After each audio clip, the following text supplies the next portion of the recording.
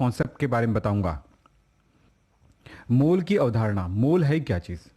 मोल को एक शब्द में बोलें तो बोल सकते हैं पदार्थ की मात्रा की इकाई को मोल कहते हैं। पर अगर मोल को समझना है तो हम दर्जन को समझें। जैसे कि यहाँ पर देखें, एक दर्जन यानी एक डजन इज इक्वल टू 12 होता है।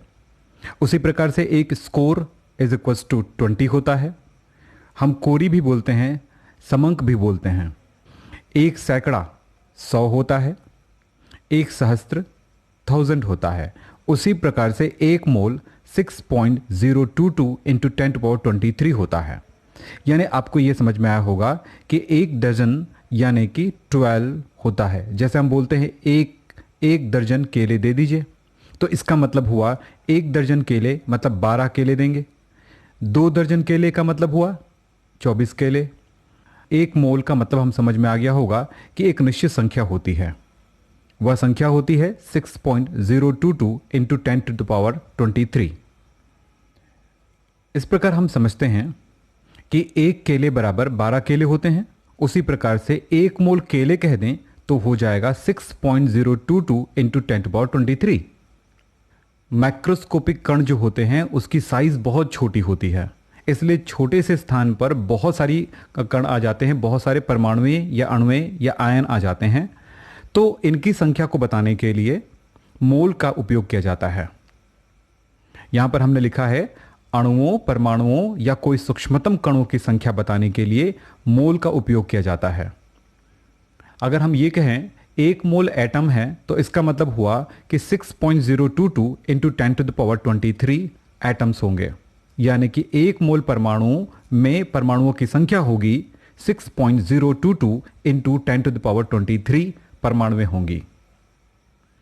इसी प्रकार से एक मोल अणु 1 मोल मॉलिक्यूल्स में होंगे 6.022 इंटू 10⁻23 मॉलिक्यूल्स होंगे। 6.022 इंटू 10⁻23 जो नंबर है इसको एवोगैड्रो नंबर कहते हैं। इसी प्रकार से एक मोल आयन 6.022 इंटू 10⁻23 आयंस होंगे। तब अगर हम इसको इस तरह समझें, एक मोल में कितना होता है, एवोगैड्रो नंबर के बराबर कण होते हैं। तो 2 मोल एटम कितने होंगे? एवोगैड्रो संख्या को 2 से गुणा कर देंगे तो हो जाएगा 12.044 गुणा 10⁻23 परमाणुएं। इसी प्रकार से 3 मोल एटम्स में कितनी परमाणुएं होंगी? 3 से मल्टीप्लाई कर दीजिए तो 3 इंटू 6.022 इंटू 10⁻23 तो हो जाएगा 18.066 इंटू 10⁻23 एटम्स।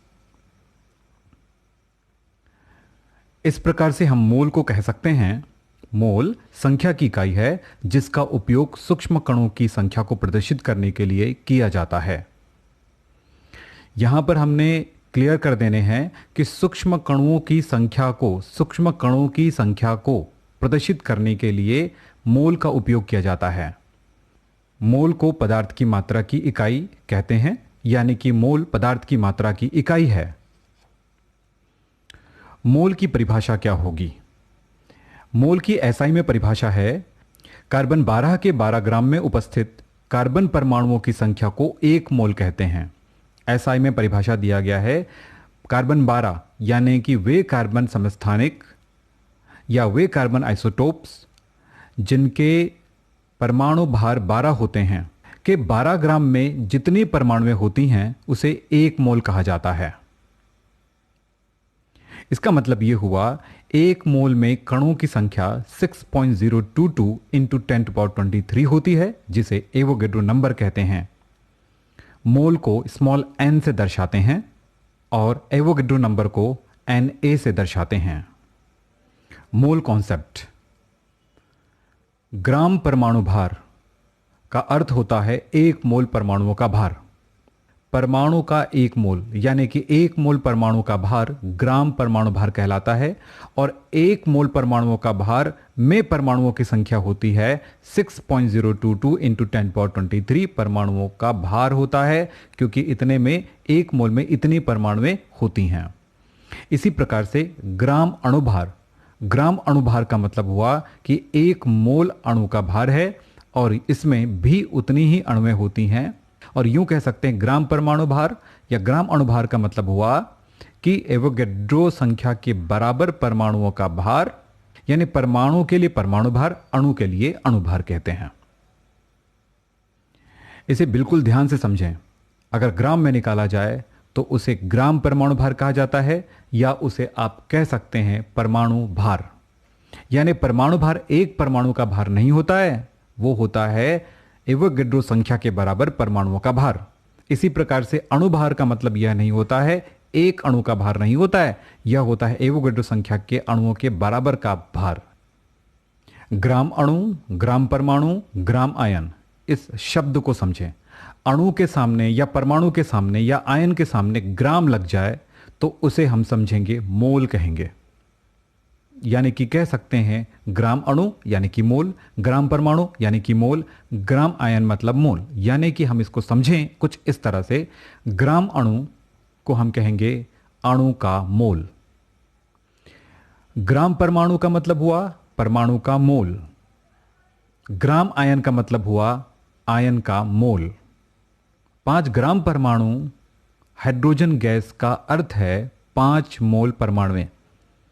या दूसरी जगह पे बात करते हैं, 5 ग्राम अणु हाइड्रोजन का मतलब होता है 5 ग्राम अणु यानी कि 5 मोल हाइड्रोजन अणु यानी 5 मोल H2 अणुएं। तो आपको मोल का एक तरह से अर्थ समझ में आ गया होगा। हम आगे बढ़ते हैं। आगे 2 शब्द उपयोग होगा, एनटीपी और एसटीपी। एनटीपी को कहते हैं नॉर्मल टेम्परेचर एंड प्रेशर, और एसटीपी होता है standard temperature and pressure. Normal temperature and pressure, सामान्य ताप एवं दाब। एनटीपी पर टेम्परेचर जो होता है डिग्री सेल्सियस में 0 डिग्री सेल्सियस यानी कि 273 केल्विन, परंतु एसटीपी पर होता है 25 डिग्री सेल्सियस यानी कि केल्विन पर होता है 298 केल्विन। परंतु दोनों में प्रेशर की वैल्यू समान होती है, यानी कि 1 एटीएम यानी कि 1 एटमॉस्फेरिक यानी कि 1 वायुमंडलीय दाब, या बोल सकते हैं 76 सेंटीमीटर Hg, या बोल सकते हैं 760 Hg। इस प्रकार से एनटीपी और एसटीपी को समझ सकते हैं। याद रखना, एनटीपी मतलब हुआ 0 डिग्री सेल्सियस और एसटीपी का मतलब हुआ 25 डिग्री सेल्सियस। उसको केल्विन में कन्वर्ट कर सकते हो। डिग्री सेल्सियस को केल्विन में कन्वर्ट करते समय 273 जोड़ दीजिए। मोल कॉन्सेप्ट, ग्राम सूत्र द्रव्यमान बराबर 1 मोल होता है। इसका मतलब यह हुआ, ग्राम सूत्र द्रव्यमान का मतलब होता है फॉर्मूला मास यानी कि अणुभार। तो द्रव्यमान को यदि अणुभार से भाग दे दिया जाए तो वह मोल होगा, यानी कि N = W/m। N मोल है, W ग्राम में द्रव्यमान है, और m अणु है तो अणुभार, और परमाणु है तो परमाणु भार। हम जानते हैं कि 6.022 × 10⁻23 कणों की संख्या 1 मोल होती है। इस तरह से मोल बराबर होगा कणों की संख्या बाई 6.023 × 10⁻23। 6.022 भी बोल सकते हो, 6.023 भी बोल सकते हो। इसे इस तरह से भी लिख सकते हैं, N = N0/Na। N0 कणों की संख्या है और Na एवोगैड्रो नंबर है। तीसरी बातें हैं, एनटीपी पर किसी भी गैस का 1 मोल का आयतन जो है 22.4 लीटर ही होगा। इसका मतलब हुआ N = NTP पर गैस का आयतन डिवाइडेड बाई 22.4। हम इसको लिख सकते हैं N = V/22.4। 1 मोल परमाणुओं का भार 6.022 × 10⁻23 अणुओं का भार होता है, यानी कि वह परमाणु भार होता है। इसका मतलब हुआ एक परमाणु का भार परमाणु भार बाय 6.022 × 10⁻23 होता है। यानी कि जब कभी भी किसी तत्व के एक परमाणु का भार ज्ञात करना होगा तो आप क्या करेंगे, उसके परमाणु भार को एवोगैड्रो नंबर से भाग दे देंगे। तो हमें एक परमाणु का भार पता चल जाएगा। अब अणु के साथ देखते हैं। एक मोल अणुओं का भार यानी कि एवोगैड्रो नंबर के बराबर अणुओं का भार होता है, यानी कि उसका अणु भार होता है। इस प्रकार से यदि एक अणु का भार आपको ज्ञात करना हो तो अणु भार को एवोगैड्रो नंबर से डिवाइड कर देंगे। इस प्रकार से हम मोल को समझते हैं। तो मोल को एक बार सुन लें। मोल का मतलब होता है, मोल पदार्थ की मात्रा की इकाई है और जो कि एक निश्चित संख्या को बताती है, और यह आयतन के साथ संबंध रखती है, अणुभार के साथ संबंध रखती है। तो इस प्रकार से हम मोल के जो 5 फॉर्मूले आपको बताए हैं, मूल रूप से 3 फॉर्मूले बताया गया है और हम 5 फॉर्मूले की बात कर रहे हैं। ये फॉर्मूले अगर आपको याद रहेंगे तो आप बहुत सारे न्यूमेरिकल बना सकेंगे। तो हम नेक्स्ट वीडियो में मोल से संबंधित न्यूमेरिकल्स करेंगे। बहुत ज़रूरी है इनको करना, तो नेक्स्ट वीडियो में आप उसे देखें।